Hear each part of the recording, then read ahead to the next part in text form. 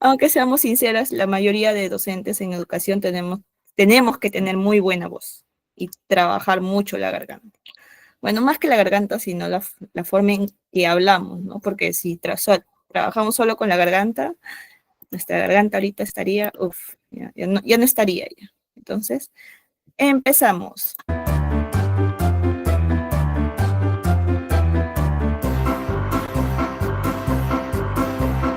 Hola, hola, hola, ¿cómo estás? Yo muy bien, ¿y tú qué tal? Hola, hola, hola, ¿cómo estás? Vamos a aplaudir. Aplaudiendo.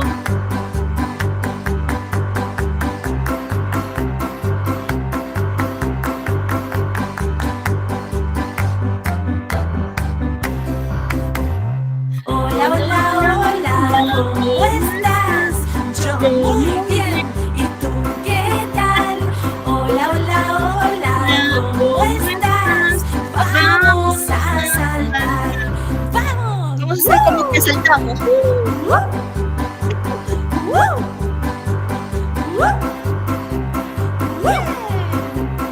¡Woo! No me vayas porque estoy tratando de saltar. Hola, hola, hola, ¿cómo estás? Yo muy bien, ¿y tú qué tal? Hola, hola, hola, ¿cómo estás? Vamos a silbar. Pero vamos a tratar de silbar.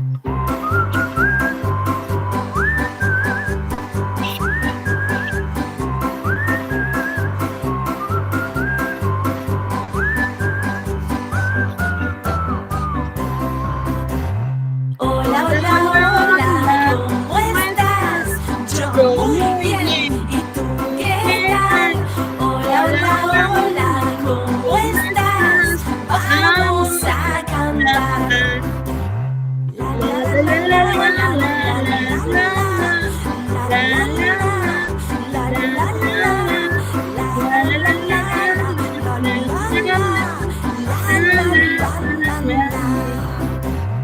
Hola, hola, hola, ¿cómo estás? Yo muy bien, ¿y tú qué tal? Hola, hola, hola, ¿cómo estás? Vamos a saludar. ¡Hola!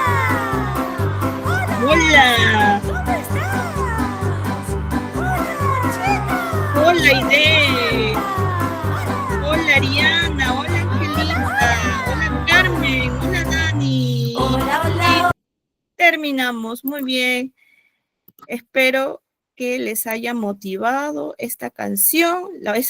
Siempre se utiliza al inicio, ¿no? Para saludar a los niños, para motivarlos. Como pueden ver, es una canción muy así, con mucha energía. Entonces, a veces entendemos que los niños, pues, a veces vienen con sueño, cansaditos, ¿no? Entonces es una buena canción para poder motivarlos y que despierten, ¿no? Así como nosotros tal vez venimos cansados del trabajo, de hacer los quehaceres en el hogar, entonces también para levantarnos el ánimo. ¿Sí? Sí, por supuesto, lo voy a enviar para que lo tengan y lo puedan poner en práctica en casa, con los niños, ¿no? En la escuela, ¿no? Sí, también es aplicable también con los hijos, por el hecho de que, por ejemplo, en vez de levantar a tu niño, a tu niña con que despierta, despierta, le pones una canción para que se despierte, ¿no? ¿No sería una bonita actividad? Ah, sí, por supuesto. Entonces, ahí hay que ir viendo, ¿no? Qué estrategias aplicamos para que se generen eh, actitudes, ¿no? Positivas en los niños. Muy bien. Entonces, realmente estoy muy agradecida que estén aquí. En el día de hoy tenemos el tema, ya es nuestra segunda clase y de verdad se va a pasar rápido el tiempo. Y pues el tema de hoy es sobre psicología educativa, ¿no? Hay que tener en cuenta que la psicología educativa es muy importante, ¿no? Es muy importante para, para entender un poco, ¿no? el funcionamiento de, pues, de la mente de nuestros niños, ¿no? Ay, qué bonito, Angelita, muy bien, sí, en verdad sí, tienes, siempre hay que poner estas estrategias en práctica, ¿no? Yo puedo decirse, yo como les digo antes de ser docente, yo pues tenía cierta espíritu de docente, aunque todavía no lo era, y yo ponía, por ejemplo, las canciones, o mejor dicho así, a veces practicaba en enseñar a mi hermano, a mi sobrina también, ¿no? Entonces es como que siempre hay formas, ¿no? De demostrar ese espíritu. Ay, qué bueno, Carla, de verdad me alegra mucho, sí, en verdad sí, una canción siempre motiva, ¿sí? Entonces es una buena estrategia de motivación al inicio de clase. Entonces, como seguía explicando, la psicología educativa es muy importante, ¿no? Para entender, para aplicar estrategias sobre todo, ¿no?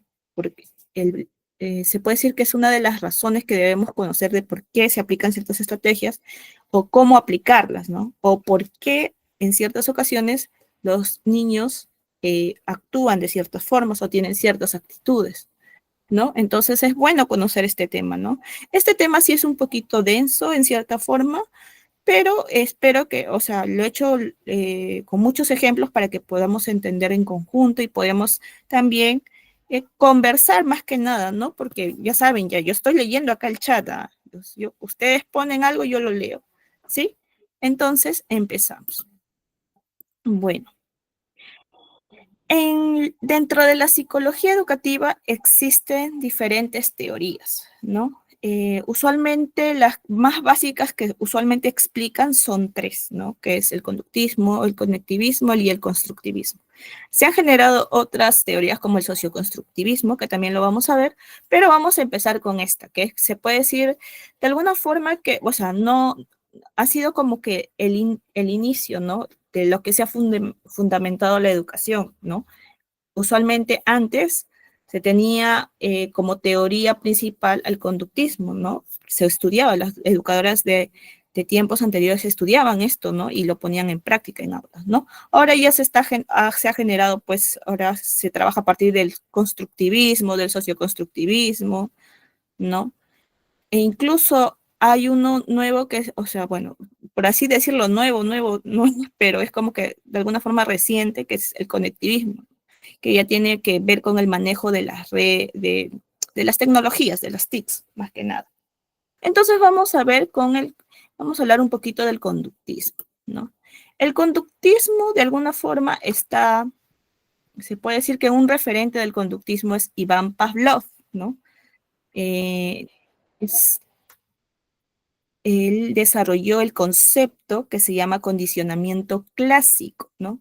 Y en este condicionamiento clásico, él explicaba que existen ciertos estímulos ambientales que pueden provocar respuestas que se aprenden, ¿no? Y cómo evidenció este desarrollo de este concepto, ¿no? Él hizo un experimento con perros. Bueno, no sé, bueno, si habrán escuchado Nelly Sofía, sí, Nelly, dime.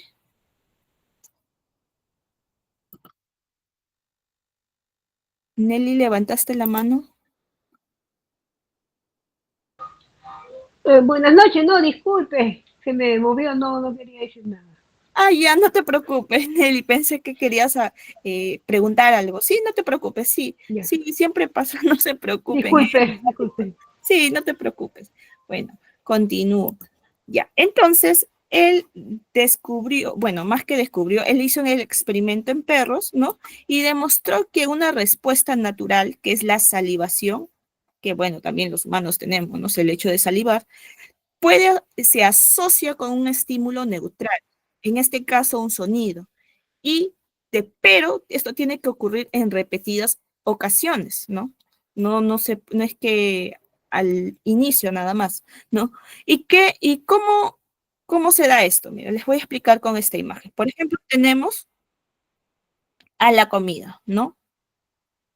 El perro, al momento de oler la comida, de ver que le dan la comida, entonces, ¿qué sucede? Es el saliva, ¿no?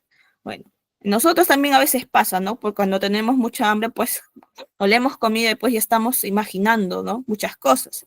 Pero en este caso, pues el perro, al observar, al oler la comida, pues su respuesta, que no es condicionada, es la salivación, o sea, es algo natural. En cambio, por ejemplo, si a este mismo perro le escuchamos, o por lo menos escucha el sonido de una campana, pues, o sea, no tiene ninguna respuesta, porque pues no le produce nada, ¿no? No afecta en nada, ¿no? Pero, ¿qué sucede? Sucede que en este experimento lo que pasaba era que sonaban la campana, le traían la comida, se producía la salivación, pero, o sea, en el primer intento no es que era condicionado, ¿no? O sea, la campana y la comida no tenían nada que ver, nada más que se hacían en el mismo tiempo. Pero lo que sucedía era que después de varias repeticiones, de que primero suene la campana, luego le traigan la comida, el perro salivara. Entonces, ¿qué pasaba cuando solamente el perro escuchaba la campana? Como ya estaba condicionada, como ya en varias ocasiones, varias veces, al sonar la campana se le daba de comer, entonces se producía la salivación. En la, después de esta repetición o de este condicionamiento, el perro solamente, o sea, ya sin necesidad de la comida, ni de ver ni de oler la comida, el perro al momento de escuchar la campana, ¿qué va a pasar? Pues va a empezar a salivar. ¿Por qué? Porque la respuesta que ha tenido a este estímulo en un principio neutral, pues lo asoció con la comida. Entonces, es por eso que se producía la salivación. Pero, Miss, ¿cómo esto o cómo es Sandra, cómo esto es posible, ¿no? O sea, ¿cómo esto se puede reflejar en los niños? O sea, pues aquí tenemos un ejemplo. Por ejemplo, ¿no? Cuando los niños ingresan al colegio, en un principio los niños pues están sometidos a nuevos estímulos. O sea, por ejemplo, si un niño el primer día de clases escucha la campana o el timbre del recreo, pues el niño no sabe qué va a hacer. Entonces, uno como docente le dice, chicos, hora de salir al recreo, o chicos, hora de comer, ¿no? Entonces, ¿qué va a pasar con el niño? El niño, a medida que pase esto mismo varias veces, el niño luego va a saber que al momento de que se escuche el timbre, el sonido del timbre, lo va a asociar con la hora del recreo o la hora de la lonchera, ¿no?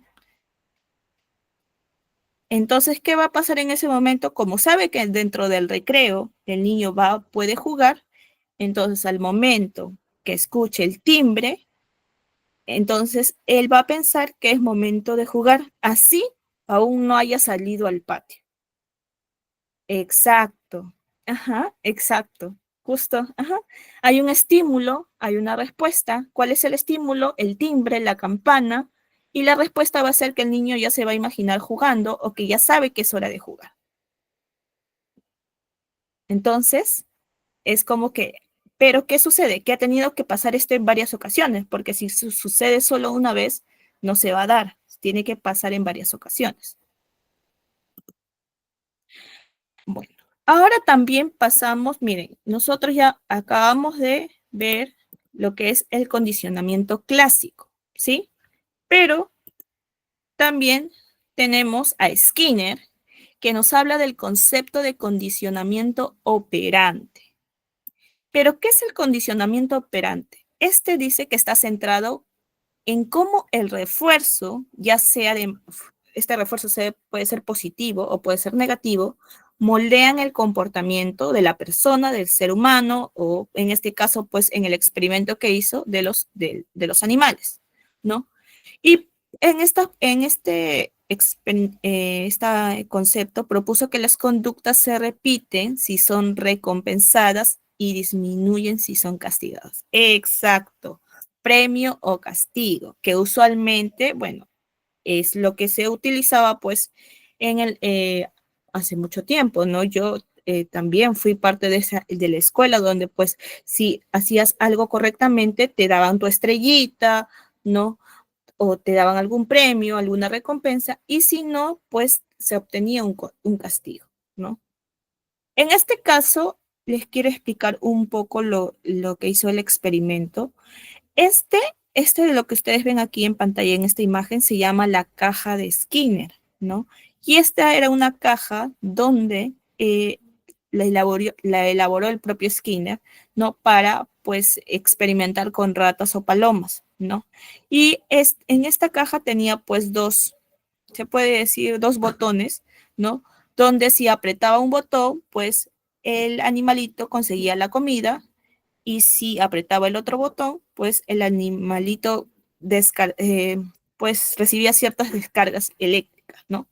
Entonces, ¿qué se obtuvo con este experimento? Cuando el animalito presionaba el botón de alimento, pues recibía el alimento, ¿no? Pero cuando presionaba el otro botón, la descarga. ¿Y qué pasó? Que como sabía, ya hubo cierto momento en que el animalito solamente presionaba el botón de alimento, ¿no? De comida. ¿Por qué? Porque de alguna forma la acción que tuvo es como que se familiarizó y ya sabía qué botón era el que pues le reforzaba ese, en este caso, ese refuerzo positivo, ¿no? Y pues las corrientes eléctricas si presionaba el otro botón. Acabo de ver que Sonia levantó la mano. Dime, Sonia.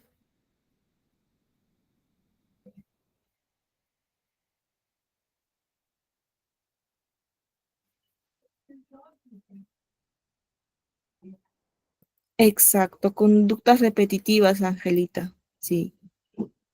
Sonia, si deseas, bueno, igual, si desean decirme algo, me lo pueden escribir porque como ven, acá estoy leyendo lo que escribe, ¿sí? Y eso es lo que sucedía con Skinner, ¿no? Frederick Skinner.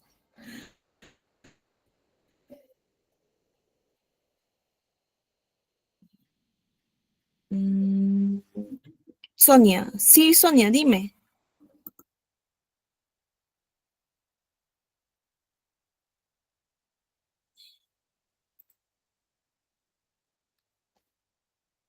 Mm, Sonia, si tienes alguna duda, alguna pregunta, me lo puedes también escribir, si no puedes activar tu micro. Bueno, continuamos con lo siguiente. Un ejemplo,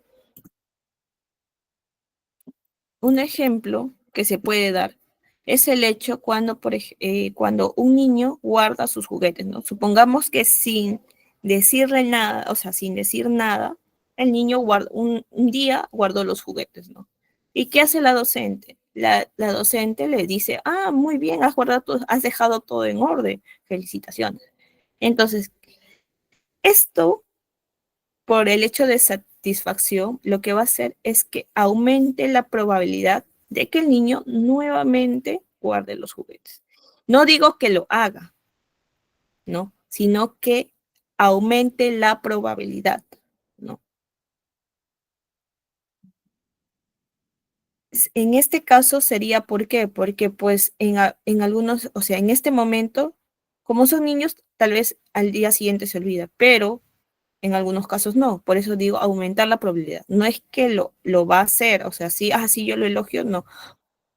Como dice, como es condicionante, tiene que pasar un montón, varias veces, ser repetitivo para que se pueda dar, ¿no?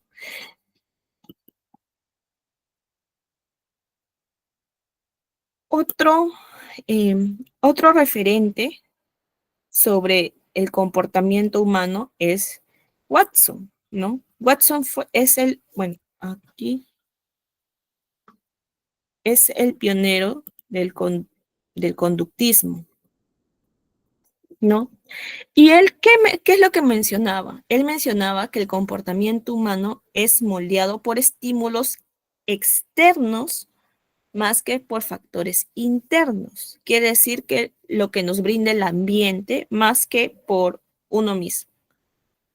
Y lo realizó con un experimento que se nombraría el pequeño Albert, ¿no?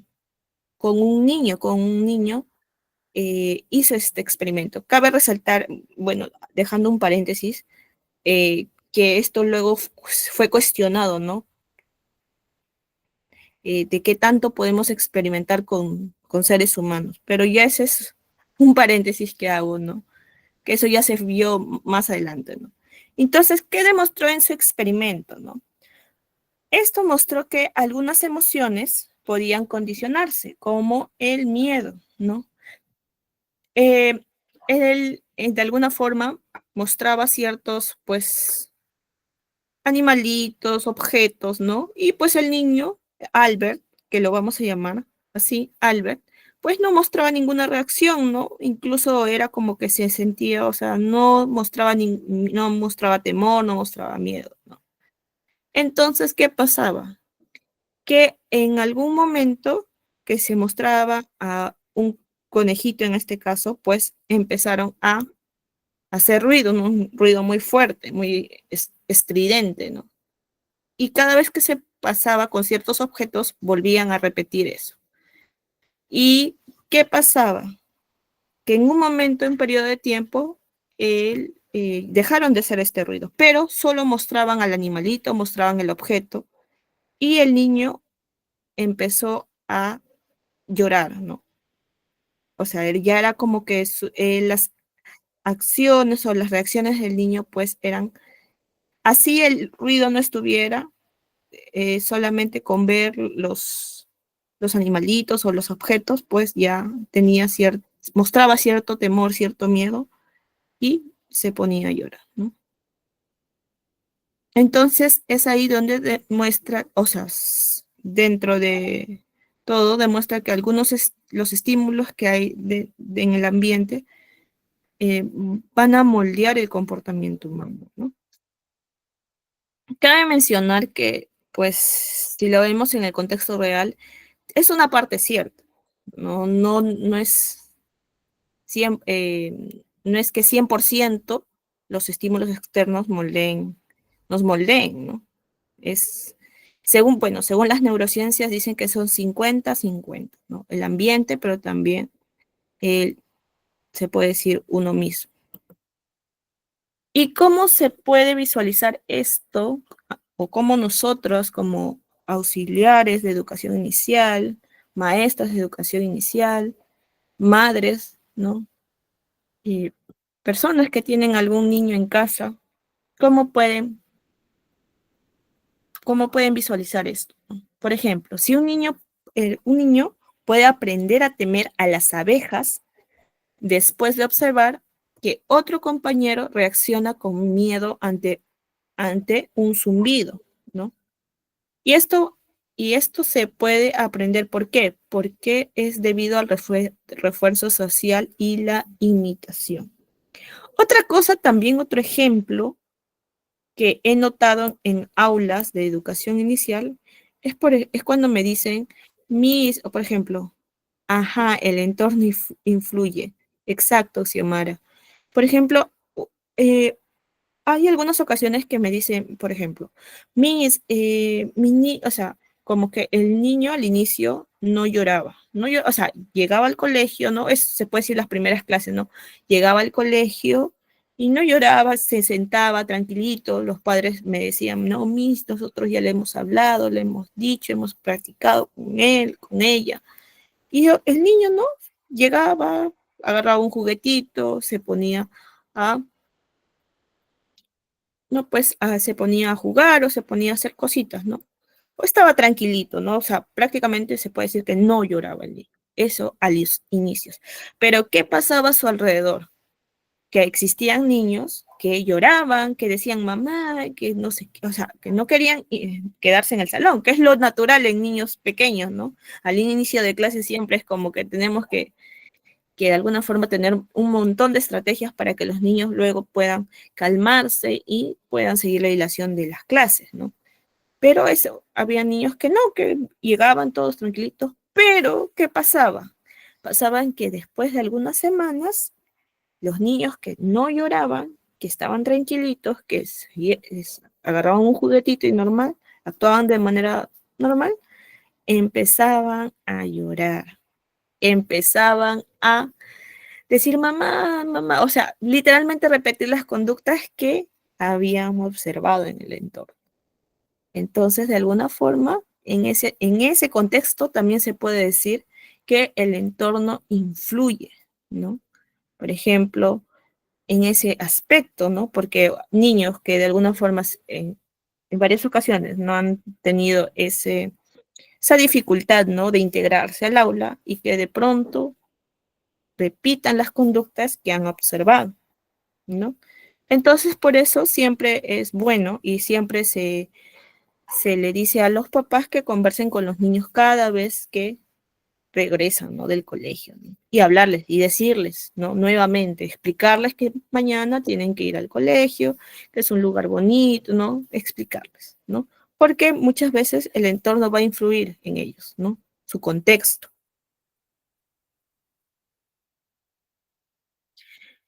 Muy bien.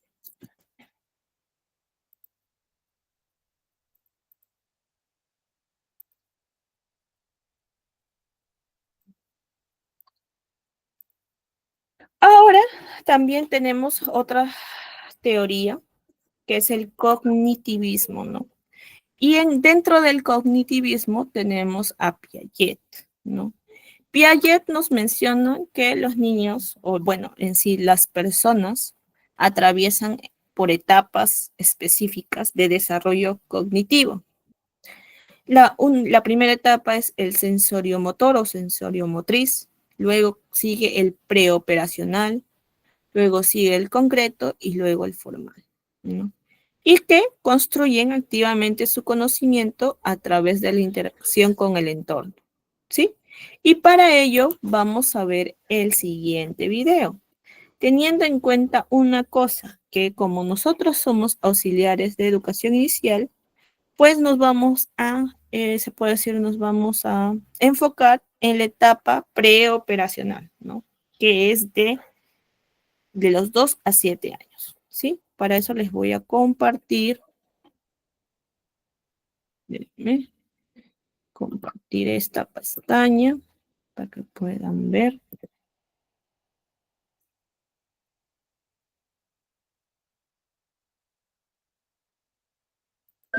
La teoría de Piaget argumenta que tenemos que conquistar. Quisieras ver si alguien me confirma que se puede escuchar hace ratito. Sí, sí, perfecto, ya. Ya, perfecto. Sí, eso es muy interesante, Narcisa, lo que me acabas de comentar. Sí, por eso siempre es bueno hablar con los niños, ¿no? Explicarles que primero hay responsabilidades y que, o sea, sí va a jugar, pero después de hacer las responsabilidades. Muchas gracias. Ya. Entonces comenzamos con este videito, desde el inicio. La teoría de Piaget argumenta que tenemos que conquistar 4 etapas de desarrollo cognitivo. Primero, la etapa sensorio-motriz. Segundo, la etapa preoperacional. Tercero, la etapa de operaciones concretas. Y cuarto, la etapa de operaciones formales. Solo una vez que hemos pasado por todas las etapas, lo cual puede variar en edad, podemos alcanzar la inteligencia humana completa. 1. La etapa sensorio-motriz, de 0 a 2 años. En la etapa sensorio-motriz desarrollamos a través de experiencia y movimientos nuestros 5 sentidos. Nuestro cerebro quiere ver, escuchar, oler, saborear y tocar tanto como sea posible. Primero, comenzamos con reflejos simples y poco después desarrollamos nuestros primeros hábitos. A partir de los 4 meses nos damos cuenta de las cosas más allá de nuestro propio cuerpo y luego, a medida que envejecemos, aprendemos a hacer cosas intencionalmente. Un hito clave es el desarrollo de la memoria de trabajo, o en términos de Piaget, nuestra realización de la permanencia de los objetos. Antes de eso, nuestra madre puede mostrarnos y luego esconder un peluche y pensaríamos que ha desaparecido. Después, entendemos que los objetos continúan existiendo, incluso cuando no podemos verlos. Comenzamos a sentir curiosidad por todo. Queremos oler flores, probar comida, escuchar sonidos y hablar con extraños. Para explorar más, nos movemos. Aprendemos a sentarnos, gatear, pararnos, caminar e incluso correr. Este aumento de la movilidad física, en consecuencia, conduce a un mayor desarrollo cognitivo. Pero seguimos siendo egocéntricos, lo que significa que podemos percibir el mundo solo desde nuestro propio punto de vista. 2. La etapa preoperacional, de 2 a 7 años. Nuestro pensamiento se clasifica principalmente a través de funciones simbólicas y pensamientos intuitivos. Tenemos muchas fantasías y creemos que los objetos están vivos. Como no somos capaces de aplicar operaciones cognitivas específicas, Piaget llamó a esta etapa preoperacional. Aprendemos a hablar y entender que las palabras, las imágenes y los gestos son símbolos de otras cosas. Cuando dibujamos a nuestra familia, no nos preocupa dibujar a cada persona a escala, sino más bien con sus significados simbólicos. Nos encanta jugar a simular, lo que nos permite experimentar algo nuevo y aprender mucho. Alrededor de los 4 años, la mayoría de nosotros nos volvemos muy curiosos y hacemos muchas preguntas. Queremos saberlo todo. Podemos llamarlo el nacimiento del razonamiento primitivo. Piaget lo llamó la edad intuitiva, porque si bien nos damos cuenta de que tenemos una gran cantidad de conocimiento, no tenemos idea de cómo lo adquirimos. Nuestro pensamiento en esta etapa sigue siendo bastante egocéntrico. Creemos que otros ven el mundo como nosotros y aún no entendemos que lo ven de manera diferente. 3. La etapa de operaciones concretas, de 7 a 11.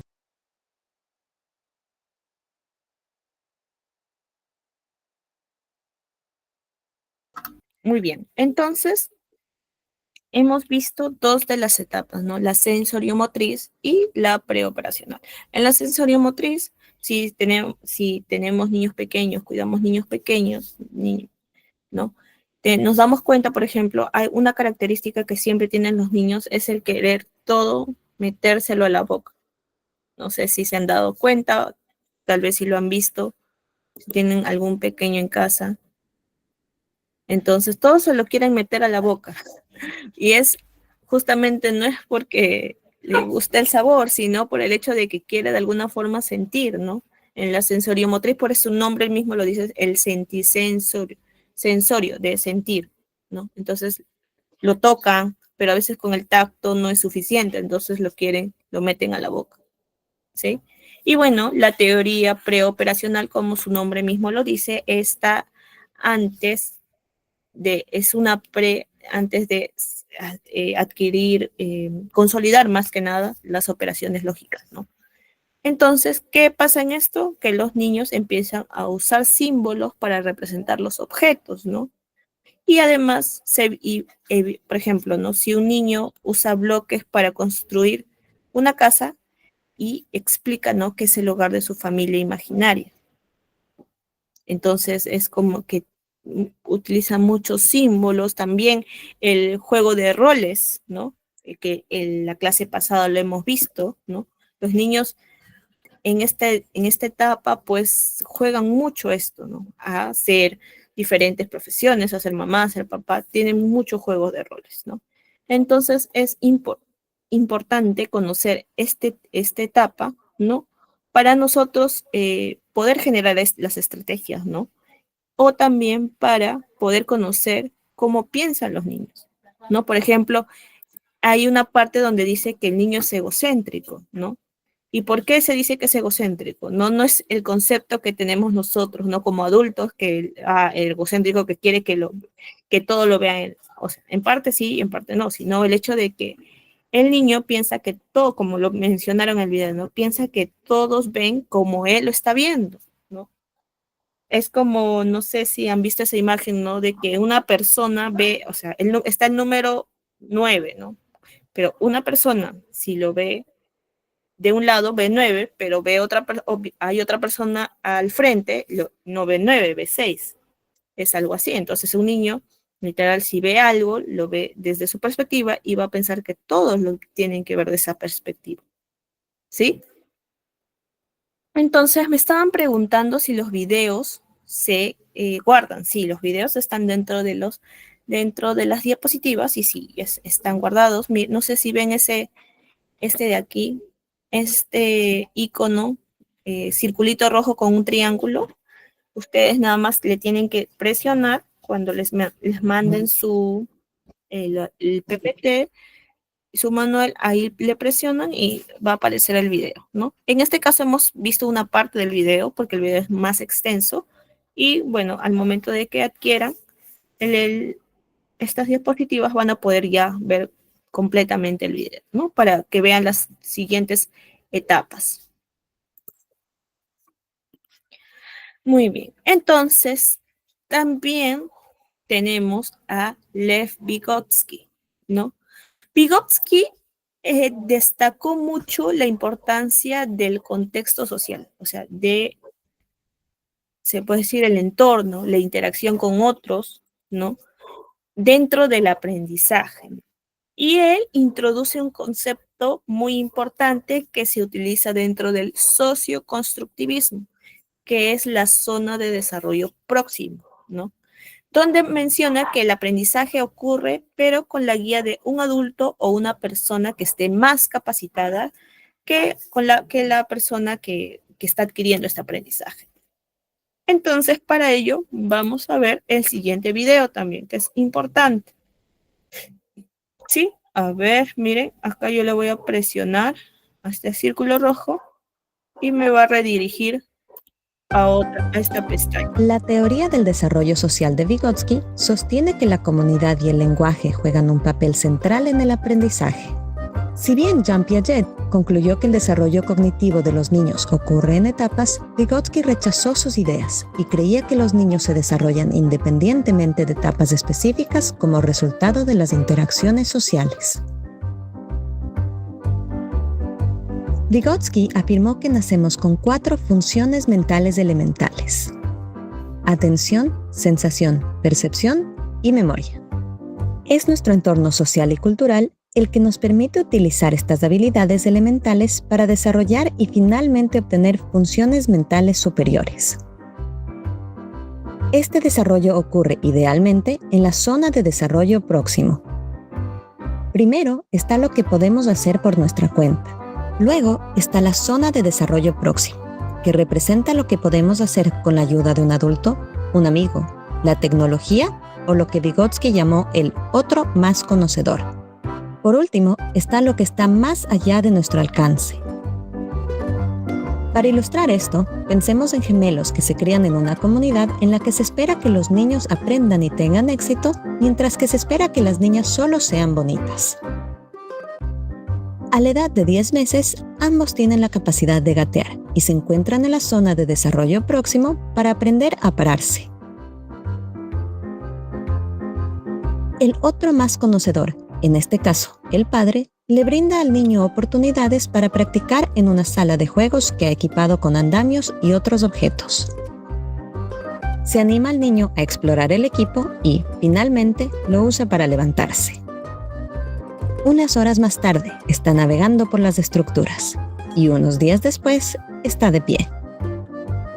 La niña también tiene el potencial para ponerse de pie, pero no recibe apoyo alguno para aprender la habilidad.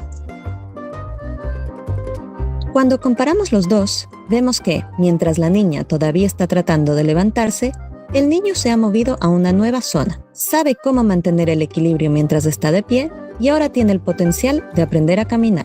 Ambos eventualmente aprenderán a caminar, pero, según Vygotsky, el niño será más hábil.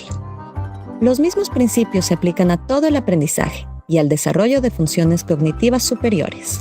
Y solo aquellos que aprenden con la ayuda de un mentor capaz pueden alcanzar el máximo potencial de su capacidad.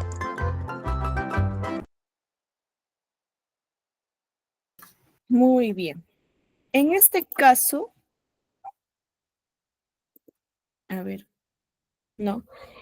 en este caso nosotros podemos evidenciar esto a través del, por ejemplo, sucede que tal vez un niño no puede, o sea, agarra un rompecabezas y de alguna forma no puede resolver este rompecabezas o está a la mitad y pide ayuda a la docente, a la maestra, al auxiliar.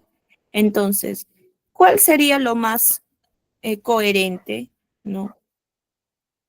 En ese caso.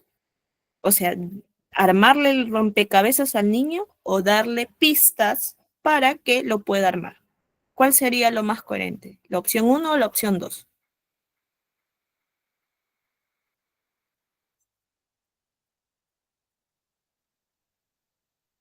Exacto, darle pistas, ¿no? ¿Por qué? Porque así estamos ayudando al niño a que él mismo aprenda. Pero ¿qué pasa si le damos, ya, le decimos, ya, trae el rompecabezas y lo armamos nosotros? ¿El niño habrá aprendido?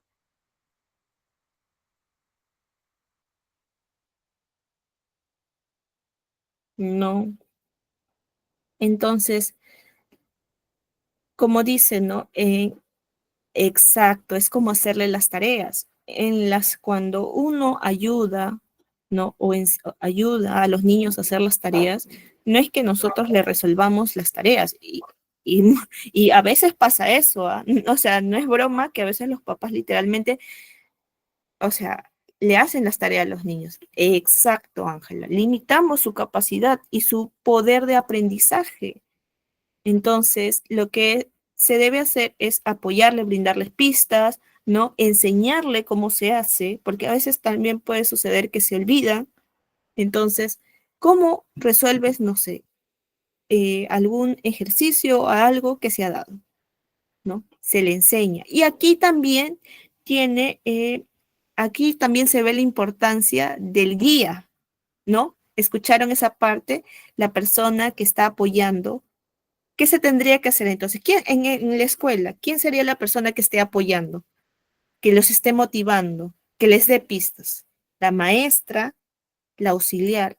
Entonces, exacto, la sobreprotección no ayuda, la maestra, exacto. Entonces, la maestra tiene que generar estrategias, por eso es importante las estrategias, por eso es importante las canciones para la motivación, por eso es importante el realizar un buen material didáctico, para que el niño pueda aprender.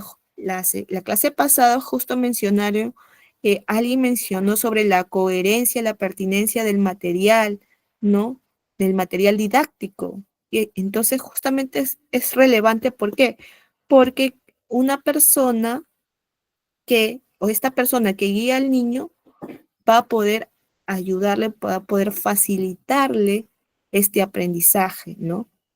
No, en ningún momento le hemos resuelto el aprendizaje, ¿no? En ningún momento le hemos dicho, ¿sabes qué? Ya, aquí está. Y lo hemos hecho, no, sino se le ha facilitado, exacto, que el niño descubra.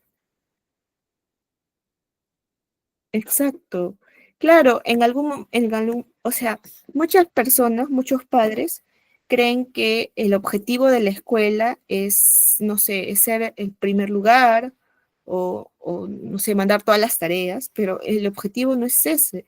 El objetivo realmente es que el niño aprenda, el niño o la niña aprenda.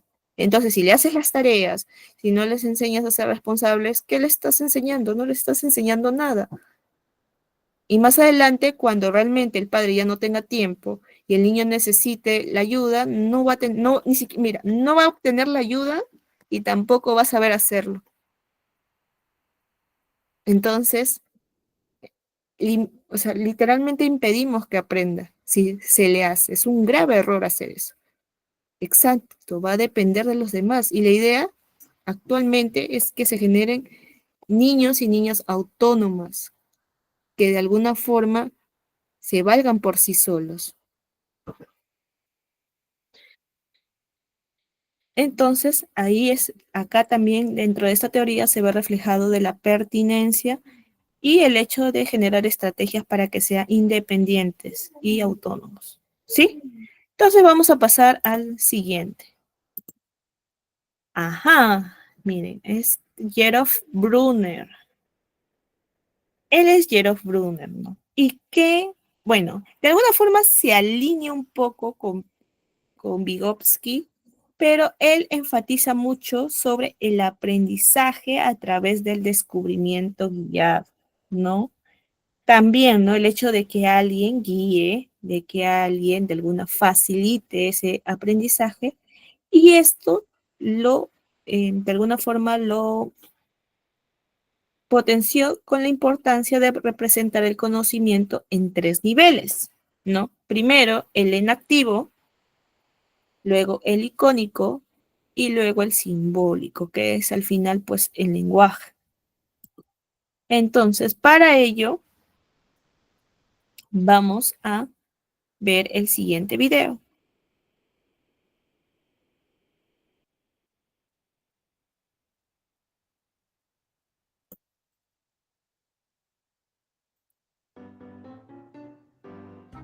La teoría del desarrollo de Jerome Bruner se basa en la suposición de que aprendemos mejor cuando pasamos de lo concreto a lo abstracto en un proceso de 3 pasos. Primero viene la acción práctica, luego el aprendizaje con imágenes y finalmente los estudiantes transforman lo que han aprendido en lenguaje.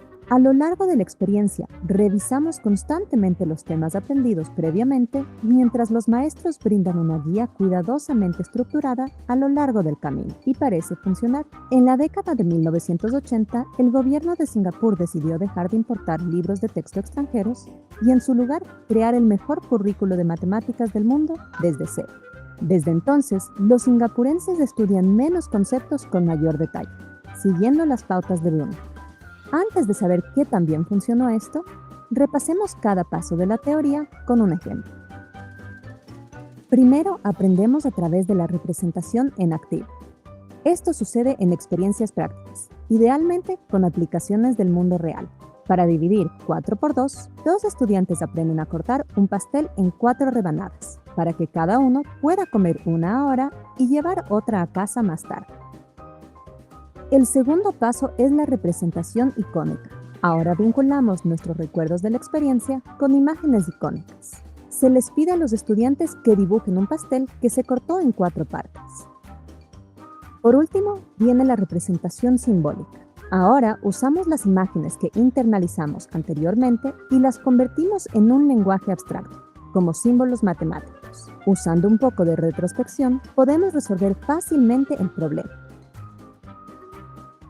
Esta última fase también se denomina basada en el lenguaje, porque en realidad estamos aprendiendo las palabras y los símbolos correctos para expresar nuestros pensamientos. El conocimiento matemático real se adquirió mucho antes a través de experiencias prácticas. Bruner, por lo tanto, abogó por el uso de un plan de estudios en espiral, con la repetición continua de las mismas ideas fundamentales. El currículo se compone de 3 características. Los estudiantes revisan el mismo tema a intervalos regulares. La complejidad del tema aumenta con cada revisión. El nuevo aprendizaje tiene relación con el aprendizaje previo.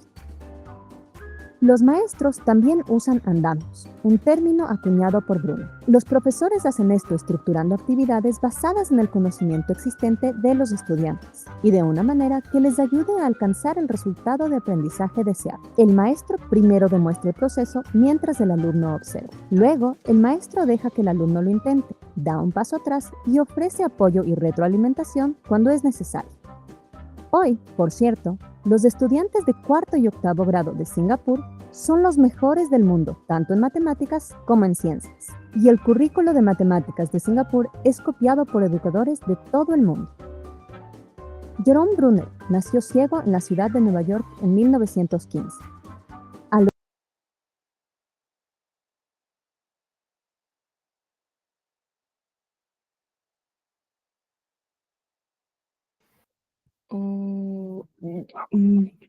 Ok, Gloria me dice que no vio el video. ¿Me confirma si llegaron a ver el video? Porque sí, sí se vio. Ahí ya.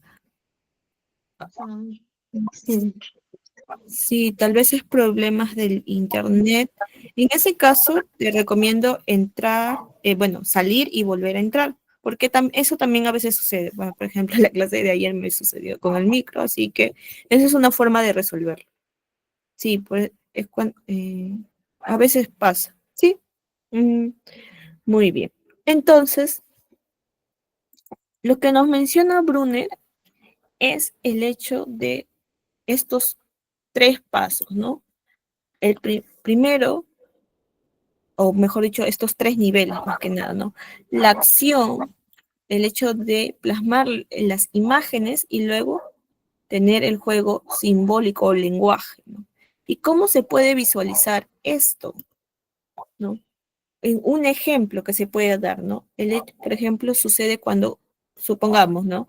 Un niño aprende los conceptos de forma y tamaño jugando con bloques de construcción, ¿no? Con los bloquecitos o los legos, como le dicen. Y el primero, ¿no? Comienza a experimentar, juega con ellos, ¿no? Hasta que en un momento identifique las características visuales de estos bloques, ¿no? Uno, no sé, uno es más grande, otro es de color rojo, ¿no? O sea, identifica mentalmente. Y luego los nombra, ¿no? No, este bloque es color rojo y es pequeño. Este bloque es color amarillo y es más grande.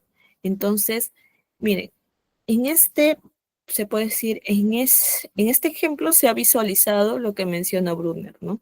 Y lo que usualmente se busca, ¿no? Con los niños. Al inicio, no, como mencionaba la clase pasada, ¿no? No, al niño no le vas a poner el número 2 para que, para que copie, ¿no? Y le vas a decir, este es el número 2, no.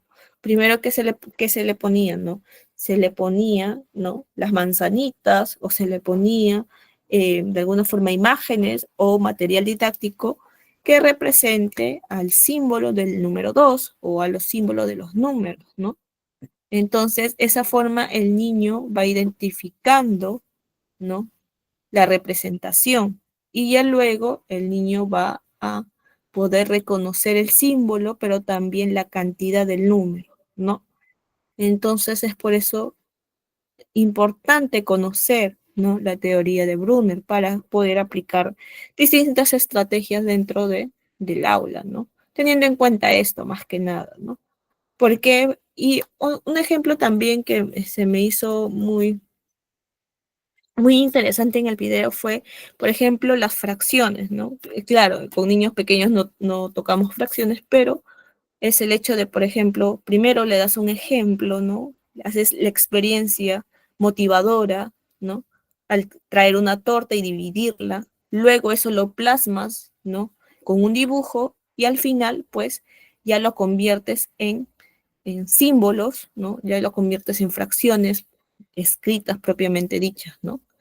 Entonces, es de esta forma que el niño puede llegar a aprender. O sea, es como que de nada vale, ¿no? Que le hagas motivadora, que hagas un juego enseñándole la letra A, si al final el niño no va a poder reconocer el sonido de la A al inicio de una palabra, ¿no? Entonces ahí es muy importante conocer, ¿no? Esta teoría que nos menciona Bruno, ¿no? Cómo llevarlo los concreto a lo abstracto, ¿no? Entonces, y en esta teoría también se justifica el objetivo que debe tener una sesión de aprendizajes o el objetivo que tiene que tener tu material didáctico, ¿no? El material didáctico que crees, ¿no? En la clase pasada les mencionaba que pues para generar juegos muchas veces lo teníamos que crear, ¿no? Nosotras o tal vez modificar de algún juego, ¿ya? Pero también tener en cuenta pues cuál va a ser el objetivo de ese juego, de ese material, ¿no? Porque si no se tiene claro, pues no va a haber el aprendizaje esperado, ¿no? Por ahí vi una manito levantada. Exacto. Ajá, exacto, cuando representan unidades, decenas y centenas, exacto. Al principio lo plasmas con material, con bloquecitos, pero luego el niño luego tiene que pasarlo, ¿no? Tiene que empezar a representar eso de forma abstracta. Exacto, material concreto con propósito. Ujú, muy bien, sí. Sí, o- por eso es importante el hecho de también que no solamente el material, bueno, en este caso a las auxiliares están muy familiarizadas con hacer el material concreto, pero también con el hecho de que la sesión de aprendizaje tenga un objetivo, ¿no? Yo recuerdo que tenía una profesora en la universidad que me decía mucho, ¿no? Que los docentes están muy acostumbrados a ser son activititis, tenían activititis. ¿Y era por qué? Porque más se centraban en la actividad que en el objetivo real del aprendizaje, ¿no? ¿Qué es lo que quiero que yo quiero que el niño juegue a ser bombero o quiero que aprenda sobre las funciones que realiza un bombero? Suena muy diferente, ¿cierto? Quiero que el niño juegue a la tiendita o quiero que el niño aprenda a contar a través del juego de la tiendita. Entonces, ahí hay que ponernos a pensar qué realmente es lo que queremos, la actividad o el aprendizaje. ¿Sí? Entonces pasamos al siguiente slash.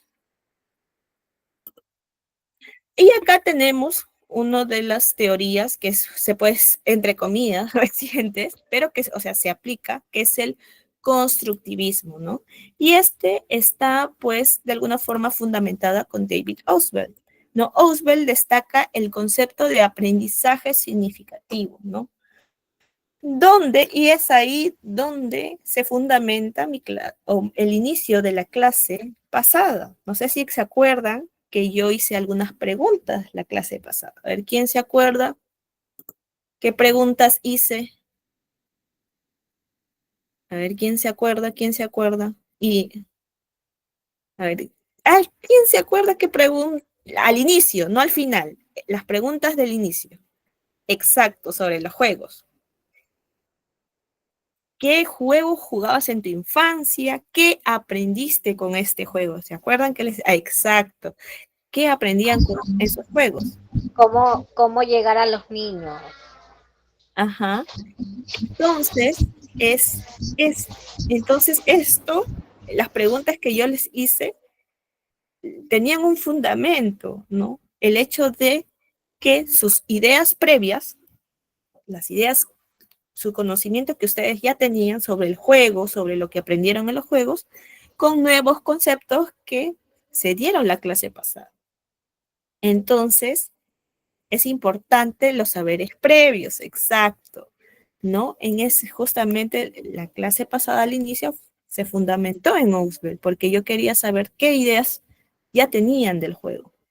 Y luego se construyó un nuevo conocimiento a partir de los nuevos conceptos que se integró en la clase pasada, ¿no? Y así pudieron aprender algo nuevo. Entonces, y además teniendo en cuenta que el hecho de generar saberes previos de alguna forma te genera cierta motivación. Y recordemos, la motivación es muy importante para el aprendizaje, ¿sí? Es muy, muy importante. Justamente por eso también se nos pide a las docentes que el aprendizaje lo hagamos, se motiva a los niños para generar estos nuevos aprendizajes, ¿no? Y entonces ahí tienen la fundamentación de los saberes previos. Y por eso es importante que a los niños también les hagas preguntas que conecten con sus saberes previos, ¿no? ¿Qué es lo que saben no sé, por ejemplo, si hablamos del sistema solar, ¿no?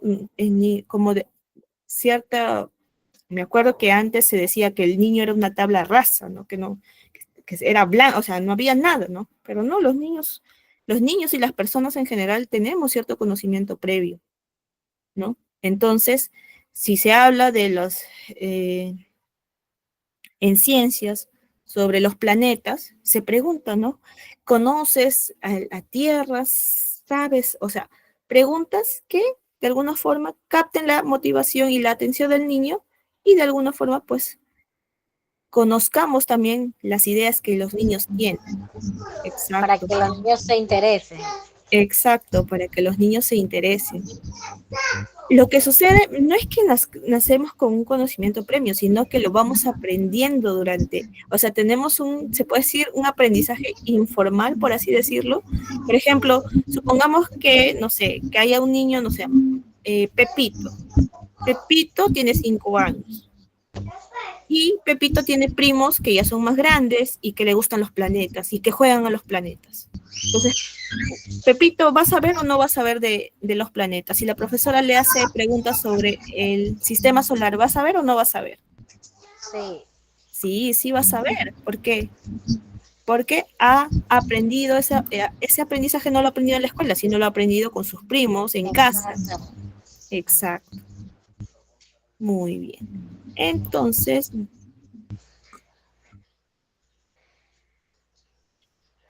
vamos a continuar.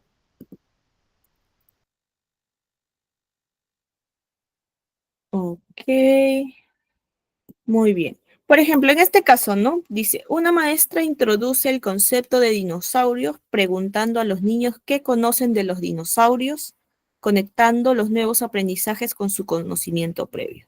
Actualmente, muchos de los niños conocen más de dinosaurios que, siendo sincera, más que yo. Muy, muy sincera, los niños literalmente conocen mucho más de los dinosaurios que una docente. Incluso he visto, no sé si ustedes saben de los memes, que no, que conocen más que un paleontólogo los niños de los dinosaurios. Entonces, si ustedes a los niños actualmente les preguntan sobre dinosaurios, literalmente te saben más. El nombre del dinosaurio, qué come el dinosaurio, un montón.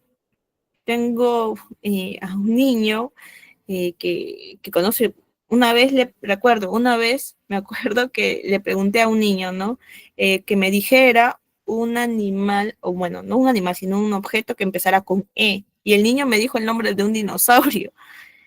Y fue como que, y es como que el aprendizaje no es que se le haya enseñado en la escuela, sino lo aprendió en casa. Lo aprendió tal vez viendo videos o tal vez, no sé, tenía personas mayores que de alguna forma escuchó, ¿no? Entonces, ahí tenemos mucho que generar muchas estrategias para conectar con los aprendizajes previos, o mejor dicho, con los saberes previos. Otros de los referentes del constructivismo nuevamente es Vygotsky, ¿no? Como se mencionó, Vygotsky en esta parte ya de esta teoría subraya el aprendizaje, que es un proceso social y colaborativo, ¿no? ¿No? Que se da con pares, ¿no? Y además también menciona algo muy importante, ¿no? Que el lenguaje juega un papel fundamental en la construcción de este conocimiento, ¿no? El hecho de poder dialogar, de comunicarse, ¿no? Es muy importante para el constructivismo. Acá tenemos un ejemplo, ¿no? ¿Qué sucede, no? Un grupo de niños construye juntos una torre de bloques, ¿no? ¿Qué hacen? ¿Qué hace cuando los niños construyen una torre de bloques o discuten? No, el discutir no es pelear, sino que el hecho de debatir, ¿no? Discuten, negocian, ¿no? Si la quieren hacer más alta, si la quieren hacer más baja, aprenden también aprenden física, aprenden a equilibrar esa torre, ¿no? Y también aprenden a poder relacionarse con sus compañeros para llegar a un mismo objetivo. A socializar. Exacto, aprenden a socializar. Entonces, ¿y cuál es el mismo objetivo? El hecho de que, exacto, aprenden estrategias a armar esa torre.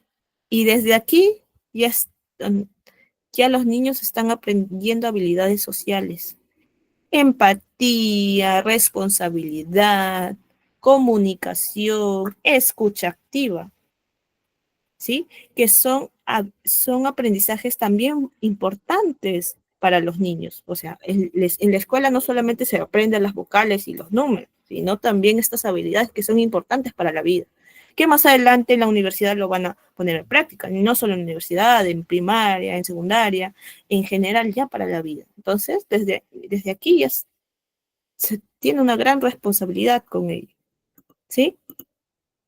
Y dentro también tenemos estas teorías de la motivación que son intrínseca y extrínseca, ¿no?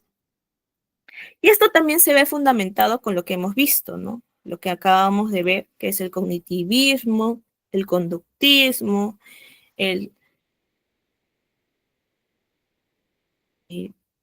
aprendizaje significativo, saberes previos, ¿no? ¿Y qué es la motivación intrínseca? La motivación intrínseca es el impulso interno que lleva a una persona a realizar una actividad. O sea, lo que yo quiero para hacer una actividad, ¿no? porque tal vez le resulta que es interesante, le gusta hacerlo, ¿no? Y no necesita nada, o sea, no necesita que mamá, papá, la profesora, auxiliar le diga, no, te voy a dar esto si lo haces. No, el niño por sí solo lo quiere realizar, ¿no? Y en educación inicial, en los niños de educación inicial, es muy, muy común ver que los niños quieran involucrarse en actividades que disfrutan por sí mismos, ¿no? Como jugar con plastilina, dibujar o explorar el entorno, e incluso también para ayudar. En algunos casos, les soy sincera desde mi experiencia, yo a veces más bien necesito que los niños digan, decirles, no, chicos, no necesito ayuda, ¿no? Porque de alguna forma es como que ellos están activos, ¿no? Mis, yo le ayudo, ¿no? Mis, yo lo... Entonces, esa motivación, ellos ya nacen con esa motivación, pero nosotros tenemos que aprender a generar estrategias para canalizar esa motivación, ¿no? Un claro ejemplo es el que estoy acá mencionando, ¿no? Que, por ejemplo, si un niño arma un rompecabezas, es porque disfruta el desafío de completar la imagen, ¿no? No es que la profesora dijo, oye, te doy una carita feliz y lo completas, ¿no? Si no existe ninguna recompensa de por medio, el niño tiene motivación intrínseca, una motivación que sale de sí mismo, ¿no? Por ejemplo, ¿qué estrategias podemos fomentar para la motivación intrínseca, ¿no? Por ejemplo, algo que ya hemos visto, ¿no? Que el aprendizaje sea lúdico. ¿Cómo? A través de los juegos, ¿no? Juego de roles, ¿no? Los juegos con reglas, diferentes juegos. Y esto se puede dar como enseñar los colores, ¿no? A través de las canciones o dinámicas interactivas, ¿no? Por ejemplo, si los niños juegan a clasificar formas geométricas de diferentes colores, se puede cantar, ¿no? Se puede cantar cómo es la forma de un triángulo, ¿no? Tiene 3 puntitas y el cuadrado 4. El círculo no tiene puntas y tampoco fin, ¿no? Que es una... Se genera, miren, se generan las canciones, o sea, hay canciones de cómo se llama, de las figuras geométricas, pero también podemos generar nosotros nuestras propias canciones, que es usualmente, desde mi experiencia, es lo más común que se puede hacer, ¿no? ¿Por qué? Porque el que tú generes esa canción se adapta a lo que tú necesitas, ¿no? Muchas veces, hay veces que las canciones es como que no, eso no voy a tocarlo. Por ejemplo, los videos de aquí de alguna forma me ayudaban a que ustedes entiendan mejor el concepto. Pero ¿qué pasaba? Que a veces son muy largos. Entonces, ¿qué yo acabo de hacer? Se puede decir, cortarlo hasta donde sea importante para la clase, ¿no? Igual con las canciones, igual con los juegos, igual con los materiales didácticos. Otro también es el hecho de la exploración y el descubrimiento. Se puede decir que los niños son exploradores por naturaleza, ¿no? Les encanta explorar, descubrir cosas nuevas, ¿no? ¿Y qué se puede hacer en este caso? El hecho de ofrecer materiales, ¿no? Y ahí nuevamente la importancia de generar materiales didácticos con propósito, ¿no? El generar los materiales, el permitir que los niños toquen, manipulen libremente para a través de la exploración. Por ejemplo, algo que sucede mucho es cuando los niños, por ejemplo, van a un museo. Bueno, los niños pequeños no tanto, ¿no? Ellos no, pero un poquito los niños más grandecitos los llevan a museos. Y de verdad o sea, es como que en los museos es como que no puedes tocar nada, ¿no? No puedes tocar nada, ¿por qué? Porque pues son reliquias que no se pueden tocar. Pero el niño quiere tocar y no es porque o sea, si tú le dices no lo toques y quiera tocar, no es porque no lo entienda, es porque de por sí quisiera manipular eso, ¿no? Sentirlo, ¿no? Para explorarlo, ¿no? Entonces, usualmente, ¿qué se hace en estos casos? Se puede, pues, más adelante hacer después de ir al museo, un taller con plastilina para ver, ¿no? Para generar todas esas figuras, todas esas cosas que hayan visto, ¿no? Entonces, es muy importante la exploración y el descubrimiento. Algún ejemplo para generar esto es el hecho de que puedan, ¿no? En una mesa con las lupas y las hojas de los árboles, ¿no? por ejemplo, ¿no? Y que ellos puedan observar, tocar las texturas, las formas, ¿no? Ellos descubren por sí mismos las diferencias entre ellas. Si una tiene 4 puntitas, si solo tiene una punta, ¿no? Si es grande, ¿no? Si es de color amarillo o es color verde, ¿por qué sucede esto? ¿No? Entonces, a través de la exploración y el descubrimiento se puede generar la motivación, ¿no? Y otra cosa, si aprenden a distinguir, ¿no? Otro también es la autonomía en la toma de decisiones, ¿no? Justamente estábamos hablando un poco sobre el hecho de que los niños tienen que ser independientes, tienen que aprender a ser responsables, ¿no? Entre ellos también la autonomía, ¿no? Que los niños aprendan a tomar decisiones, ¿no? Pero, ¿cómo se puede generar esto? ¿Qué estrategia se puede generar esto? Por ejemplo, darle opciones para elegir actividades que les interese, ¿no? Y, por ejemplo, ¿no? Supongamos, bueno, en el colegio donde estoy trabajando, existe, por ejemplo, ellos trabajan en grupo, ¿no? Es como que hay una mesita de 5 niños, otra mesita así sucesivamente, pero cuando toca ciertas actividades, es como que cada mes, o sea, los niños en una mesita, por ejemplo, tienen que pintar, en otra tienen que armar rompecabezas, en otra construir bloques. Entonces los niños van rotando de mesita en mesita y ellos, ¿no? Hacen diferentes actividades, ¿no? Pero también se puede dar el hecho de que los propios niños puedan elegir, ¿no? Las mesitas, o mejor dicho, las estaciones en las que quieren estar, ¿no? Si quiero construir, si quiero armar, si quiero pintar, si quiero dibujar, ¿no? Entonces, darles opciones a eso, ¿no? Por ejemplo, ya aplicándolo en casa, ¿no? Si, ¿cómo se puede decir? Si algo que no se dice o siempre se menciona, ¿no? El hecho de la crianza respetuosa, que no funciona, que no sé qué, que no sé cuánto, ¿no? Pero, o sea, funciona si lo lees bien, si lo planteas bien, ¿no? Porque muchas personas confunden ser crianza respetuosa con ser permisivos y no tiene nada que ver. Un ejemplo que les voy a dar, ¿no? Tal vez lo pueden, se puede decir, lo pueden poner en práctica y me dicen cómo les va. El hecho, por ejemplo, ¿no? Si al niño le toca ir a dormir, ¿no? No es, la idea no es el dicho, oh, hijito, tienes que, o sea, como pedirle permiso al niño para que duerma. Esa no es la idea de la crianza respetuosa. La idea, por ejemplo, es hora de dormir, tienes estas, no supongamos, tienes 2 pijamas, ¿no? Tienes estas 2 pijamas para irte a dormir. O sea, tú ya le diste la indicación de que, o sea, sí o sí se va a ir a dormir. El niño sí o sí se va a ir a dormir. Ya marcaste el límite, ya dijiste sí o sí te vas a dormir. No le estás diciendo, hijito, ¿puedes irte a dormir? Hijito, ¿te vas a dormir? No, o sea, no le estás preguntando, le estás diciendo, es hora de dormir, vamos a dormir. Pero le estás dando las opciones de qué pijama puedo usar para ir a dormir. Y está tomando una decisión. Y o sea, has marcado el límite, pero le estás dando la elección de elegir con qué pijama puede irse a dormir, ¿no? Y está tomando una decisión, ¿no? Entonces hay que tener mucho en cuenta eso, ¿no? El hecho de ser autónomos en las tomas de decisiones con estas cosas, con estas estrategias que se aprenden día con día, ¿no?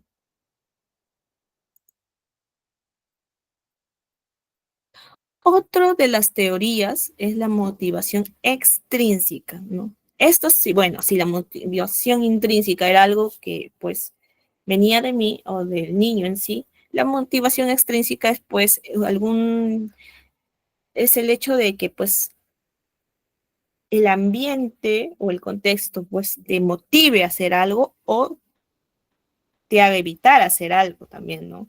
Por eso nos dicen, ¿no? Que es el impulso para realizar una actividad debido a recompensas externas o para evitar castigos, que también tiene la fundamentación en las teorías que acabamos de ver. Por ejemplo, en la educación inicial, ¿cómo lo podemos visualizar? O en la educación parvularia, ¿no? Que los niños realicen tareas para recibir elogios, premios o evitar reprimendas, ¿no?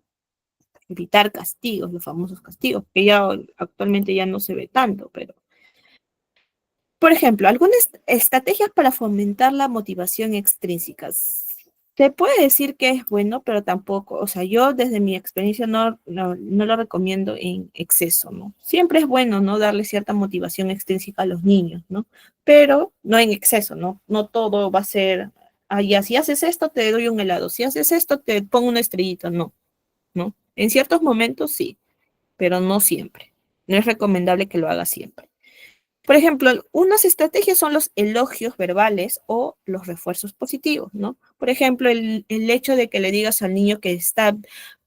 Ah, y ahí también recalco algo muy importante. No es el hecho de que tú le niñas al niño, por ejemplo, supongamos, ¿no? Que está pintando, ¿no? No es el hecho que tú le digas, ay, qué bonito pintas, y ahí se acabó el elogio, se acabó el refuerzo positivo. No, tienes que decirle qué es lo que está haciendo, qué acción ha hecho bien para que el niño lo refuerce, para que el niño lo siga haciendo, ¿no? Porque de nada te vale decir, ay, qué bonito, pero el niño se va a dar cuenta que, o sea, qué bonito, y siempre le dices qué bonito, pero no le dices qué cosa es lo que ha hecho bien, y para que el niño lo pueda, se puede decir, para que lo pueda eh, volver a hacer, ¿no? Entonces, por ejemplo, en este caso, el ejemplo dice, ¿no? Qué bien estás pintando dentro de las líneas. Es algo que el niño ha hecho bien. Entonces, ¿qué va a suceder? Que más siga pintando dentro de las líneas, ¿no? Le estás dando,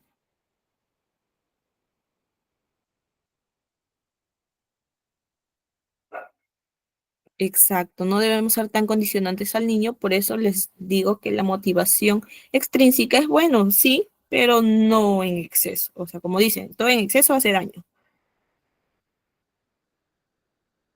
Sí, ahora a niños de iniciales, bueno, al menos aquí en Perú no se les exige a los niños que escriban, ¿no?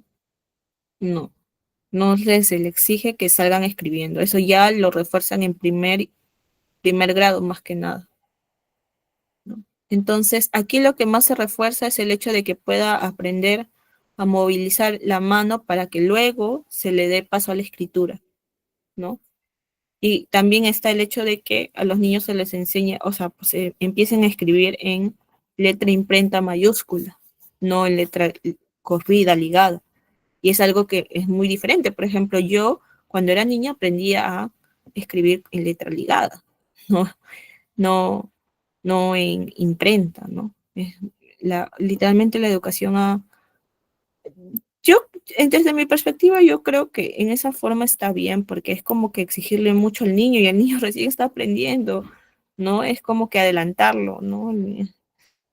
Una vez vi un meme donde decía, mi niño apenas nazca lo voy a inscribir a cursos, no, a la universidad. No, no es la idea, ¿no? En cierta forma es bueno, ¿no? Pero siempre, o sea, el hecho hacerles las actividades para que aprenda más adelante, ¿no? Porque el hecho de que no se le exija escribir no significa, que todo va a ser hacer juego, no, sino el hecho de que las actividades o se orienten para que más adelante desarrolle la escritura. Otro de los, bueno, otras formas de hacer, motivar extrínsecamente es el hecho de los rincones de responsabilidad, ¿no? Que es el hecho de asignar tareas simples con reconocimiento al complementarlas.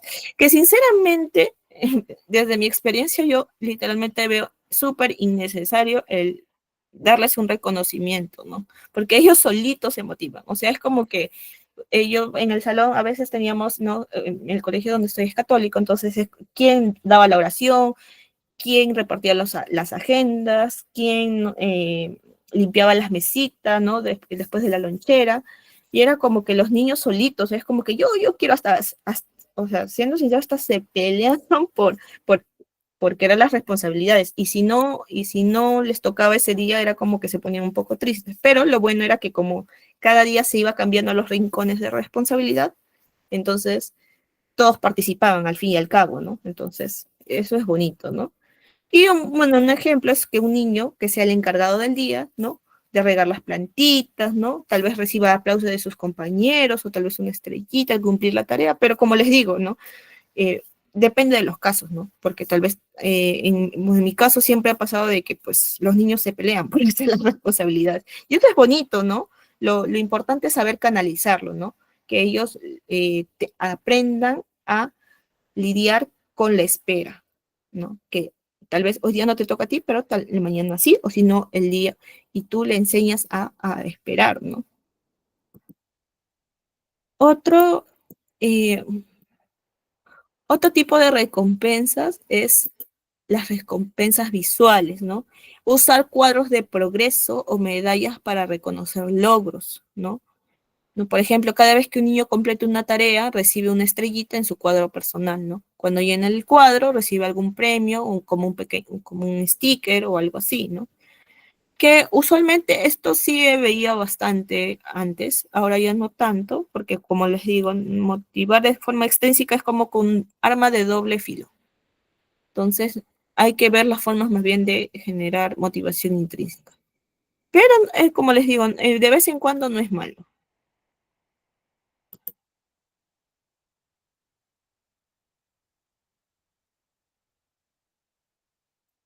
Vale. Y bueno, a ver, quisiera. No, ajá, exacto, sí, sí. En realidad, en muchas,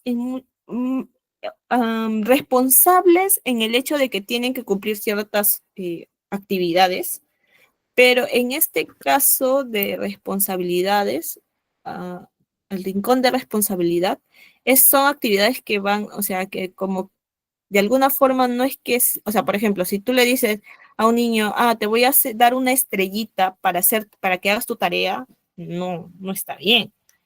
Pero, por ejemplo, si es, no sé, tal vez el fomentar la participación o el fomentar la ayuda también puede ser, ¿no? Pero como les digo, no siempre, no, no siempre, de vez en cuando, no porque la mayoría de niños actualmente es como que son muy participativos de manera intrínseca, es como que el hecho de ser responsables o de tener alguna responsabilidad dentro del aula los motiva demasiado. Y les digo, no, porque yo tenía niños que se peleaban, por ejemplo, las agendas, ¿no? Por repartir las agendas, ¿no? Mis, yo la ayudo, mis, no, mis, y era como que ya, dividía las agendas en tres grupitos, ya, este es para ti, este es para ti, este es para ti. Y tal vez algún niño se quedaba con que mis, no me dio a mí nada, entonces, ya, no, a ti te toca la próxima clase, ¿no? Y solamente el hecho de la propia satisfacción de estos niños hacía que me colaborasen con repartir las agendas. O si no, a veces también sucedía que había niños que terminaban muy rápido sus actividades, ¿no? Entendían y lo terminaban muy rápido y me decían, Miss, ¿puedo ayudar a mi compañero?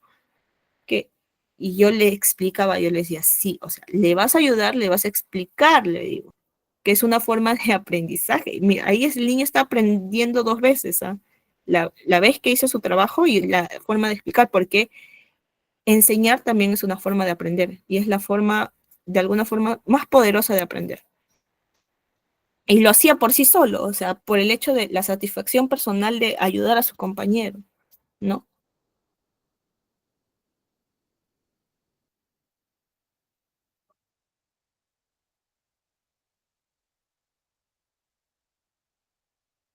Exacto, eso sí es cierto, porque hacerlo frecuentemente solo hará que solamente lo haga por estas recompensas.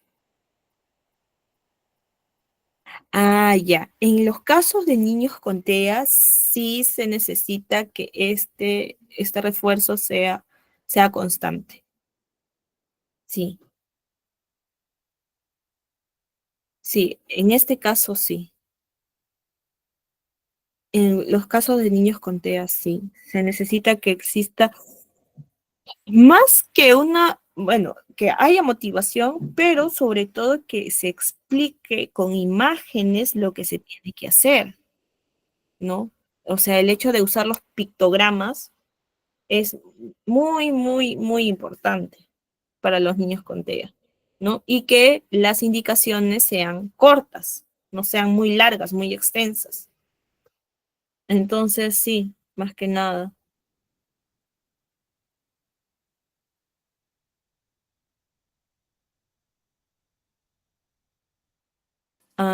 Y es Buenas noches. buenas noches. Le quería hacer una consulta. ¿Usted qué cree? Por ejemplo, ¿no? Hay niños que han estado en edad escolar inicial en la pandemia Ya. y no han tenido la estimulación que han necesitado, ¿no? Claro, como usted sabe, ha sido virtual todo, ¿no? Nivel inicial, hay algunos que han dejado inclusive que no han ido ni siquiera a la virtualidad. Y ahí tras la actualidad, he visto en algunos salones, en algunos grados, en que parece que eso les hubiera afectado, porque la gran mayoría tiene problemas del neurodesarrollo o del desarrollo, o autismo, o TDAH, o algo tienen de esa generación.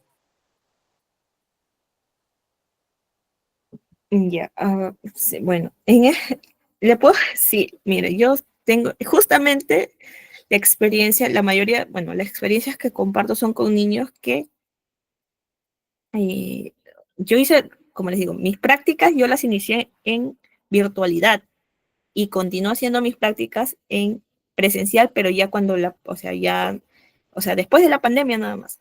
Y sí, le doy la razón que existen de alguna forma, haya ciertas habilidades que no se han desarrollado en los niños que pues no tuvieron la oportunidad de estar en la escuela durante las pandemias.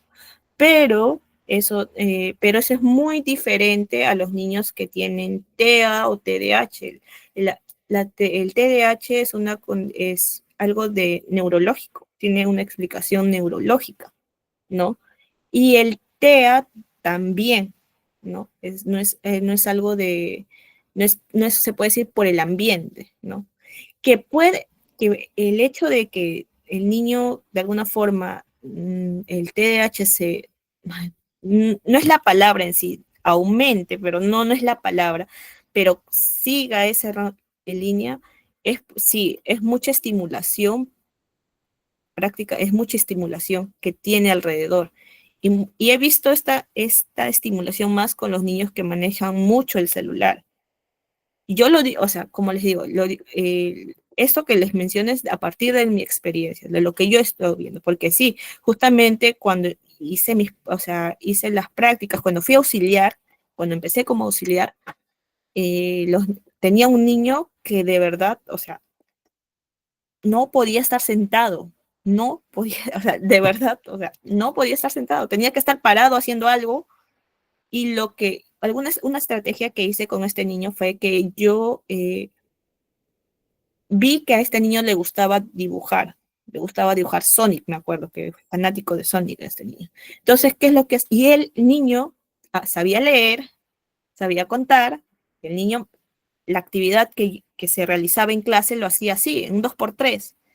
Y luego, pues como ya no tenía nada más que hacer, lo que hacía era como que estar parado, o si no, a veces se echaba en el suelo y hacía angelitos.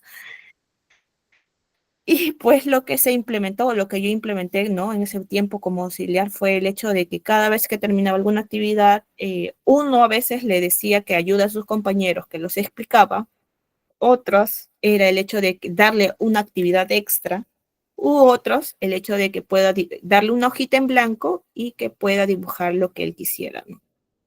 Entonces, ese es una estrategia que a mí me funcionó bastante con ese niño, ¿no? Que ahora pues ya pasa a tercero de primaria, ya también o sea, como sigo trabajando en el mismo colegio lo veo, entonces sí, se logró, se logró. Y bueno, ya claro, y también no es solamente la estrategia en el aula, sino también se conversó con los padres, el caso se mandó a departamento psicopedagógico, entonces es como que se tiene que hacer, o sea, cuando se ve este tipo de casos, muchas veces los papás no lo van a aceptar, ¿no? Porque es como que lo primero que te van a cuestionar como es que, pero usted es docente, ¿no? No es doctora, no es psicóloga, ¿no?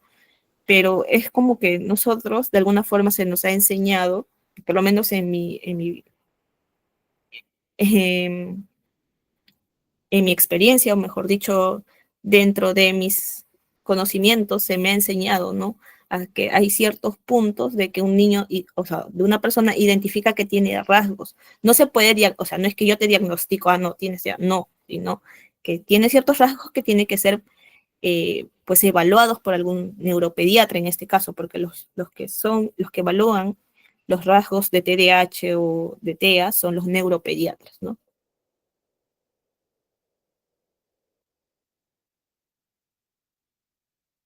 Ya, ese sería en el caso de que mencionó nuestra compañera.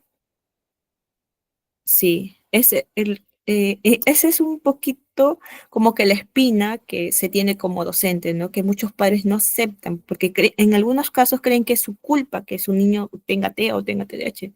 Y es mucho trabajo con los padres en muchas ocasiones, no tanto con los niños, sino con los papás, de que de alguna forma de decirles que el hecho de que si su niño se le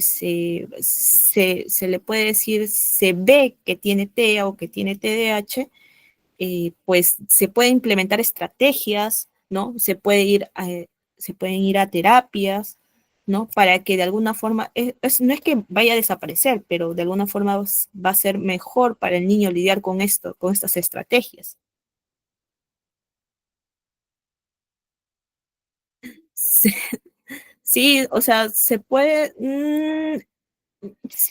es un sí o un no, no necesariamente, porque hay a veces que hay niños que son, lo que me ha enseñado mi práctica docente es que hay niños que son inquietos por naturaleza y otros niños que sí tienen cierta condición.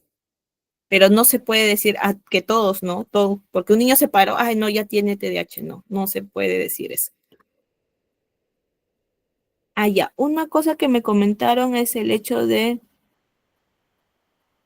ay, sí, va a haber veces en que algunos niños, o sea, pero eso ya viene de casa, que algunos niños solamente funcionen con recompensas, y eso es porque solamente o sea, eso ya viene de casa, y es algo muy, muy difícil de poder cambiar cuando todo viene de casa. Y les digo así con mucho, se puede decir, con mucha experiencia que es así, ¿no? Y lo que uno se tiene que hacer es, de alguna forma, ¿no? Trabajar para que no sea así, ¿no? Pero va a ser muy, muy difícil el hecho de lidiar con las recompensas, que es algo que recibe en casa, que en casa mamá y papá les dicen, ah, ya, si haces esto, te doy un helado, si haces esto, mientras acá en la escuela no, ¿no? En la escuela mayormente es darles estrategias de que se motiven, ¿no? Que se emocionen, ¿no? Canciones, ¿no? El hecho de que es materiales didácticos con los que puedan interactuar, ¿no? Eso también es un tipo de motivación que no es necesariamente una recompensa, sino que es propia de lo que se pide para el aprendizaje. Bueno, es de verdad, me he pasado mucho tiempo, pero estoy muy feliz, de verdad, muy feliz de poder compartir y que ustedes puedan compartir, ¿no? Sus experiencias, ¿no? Y de alguna forma poder ayudarles, ¿no? Y poder absolver las dudas, ¿no? De verdad, siempre es un gusto y de verdad me alegra mucho que sigan participando en el chat. Sí, de verdad que sí, me alegra mucho porque eso quiere decir que han estado atentas. Y bueno, esto sería todo por el día de hoy. Espero de verdad que la clase